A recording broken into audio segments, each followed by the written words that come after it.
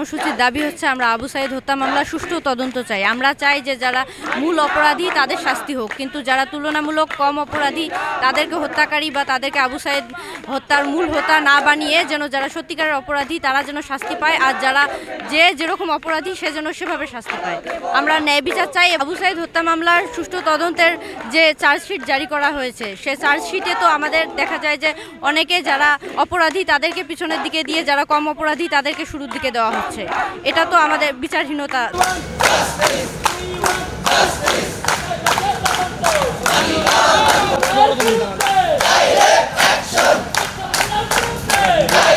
পুলিশের গুলিতে যে আবু সাঈদ ভাই হত্যা হয়েছে এটা কিন্তু স্পষ্ট। আমরা চাই ওই পুলিশরা যারা আছে তাদেরকে জানি ধরা হয় এবং নতুন করে একটা তদন্ত করা হয়, এবং এই যে সহকারী প্রক্টরকে যে ধরা হয়েছে কিন্তু যারা মূল আসামি তারা এখনো পলাতক আছে, তাদেরকে এখনো ধরা হয়নি।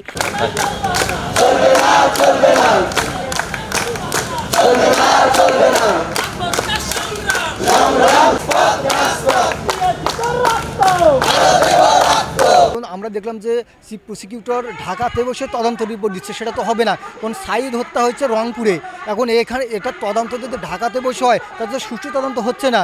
এখানে আমরা দেখতে পাচ্ছি যারা সাঈদের যে হত্যাকাণ্ডটা কিন্তু দিনের আলোতেই হয়েছে, এখন যে হত্যাকাণ্ডে পুলিশেরা কিন্তু সরাসরি জড়িত। আমরা দেখতে পাচ্ছি যে পুলিশেরা হত্যাকাণ্ডে সরাসরি জড়িত ছিল তারা কিন্তু এখনও পদে কিন্তু এখনও বহাল আছে, তাদের কিন্তু কোনো কিছু হচ্ছে না। কিন্তু দেখা যাচ্ছে যে আমাদের যে বেগম রোকেয়া বিশ্ববিদ্যালয় প্রশাসনের উপর যে সমস্ত দোষ দিয়ে তারা কিন্তু পার পেয়ে যাচ্ছে, সেটা তো সঠিক বিচার হতে পারে না। আমরা চাই যার যতটুকু অন্যায় সে ততটুকুই সাজা পাক, যেন লঘুভাবে যেন গুরুদণ্ড কারো না হয় এবং নিরপরাধ কেউ যেন হচ্ছে সাজা না পায়।